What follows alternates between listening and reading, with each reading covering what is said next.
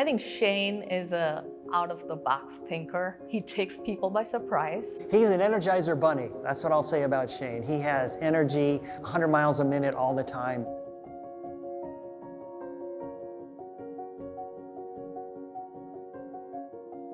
It's incredible that I've been here 10 years. It just feels amazing. Things have gone by in a heartbeat. I've got to know so many people around the state, but yet I'm still learning something every single day that I'm here. It's really quite remarkable. We have such a large and diverse group of people doing so many different things that impact the world. If you look back over the last decade, one of the most remarkable things that's changed inside the college is the creation of a culture of collaborative effort and sharing of rewards. Shane has really brought transformational leadership to the college in several ways. They've all impacted on research. When he arrived, the financial situation was challenging, and he took it onto himself to really solve that problem. I was in a meeting with Shane and the other leadership with the provost, and we were talking about our budgets. And Shane said, "You tell me what your policies and your rules are, and we will play the game to get to where we need to get." One of the things that I think is really important in these large bureaucracies like universities is that we get our foot off the brake. We don't need to accelerate. We don't need to push people or beat them with a stick. What we need to do is simply get the friction out of the system and let people be who they are. People are our future. And this is why we have our foundational strategic intent to be the most sought after place to be a part of. And people say, what the heck does that mean? And I say, well, what does it mean to you?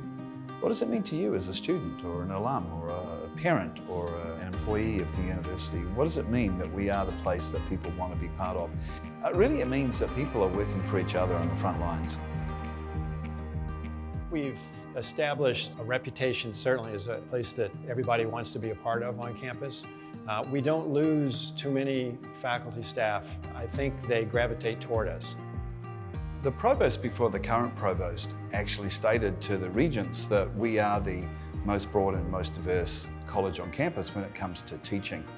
And I think that's very true. We span all of the STEM disciplines. And we include social science in that, and that allows us to partner with every college on campus. The career focus is something that's different today relative to 10 years ago in college. We're very overtly focused on producing employable graduates who can do jobs that don't yet exist and create new jobs. To do that, you have to move your majors with the times, with the markets. And that's a large part of why we created new majors along the way. I mean, 8 new majors in the last 6 years is a big number. We've been able to move research forward in all areas of the college. As you know, as a land-grant institution, we have the traditional research areas of agriculture and related fields, insect science, soil science, environment. We are a very big environment college, but also in areas of health sciences that people might not expect. Everything from vaccines to wellness. I am responsible for all the research infrastructure and operations for the university. And so it is very gratifying to look back at CALS and see such a well-functioning infrastructure already in place. And I always use CALS as an example when I'm talking to other colleges. Our division now is the only enterprise in the state that has cooperative extension, extending the knowledge and education of the university into all of our society, regardless of whether or not they're matriculated into the University of Arizona. Throughout his tenure, Shane has been very supportive of cooperative extension, of all the programs that are housed in cooperative extension, especially what I've seen firsthand is, of course, the 4-H Youth Development Program, and really making sure that we're connecting with the College of Agriculture and bringing that out to the people in the communities.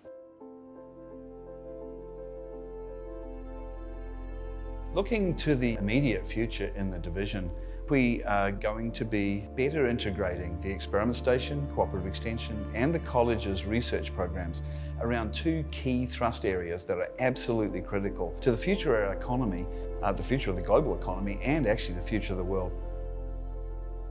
These 2 mission critical areas are going to be the circular bioeconomy, which fundamentally supports everything that Arizona has ever done, even when it was a territory. And the second one is focused around human wellness. Everything we do needs to be true to our heritage and history. We can do that and still deliver what we need to deliver today.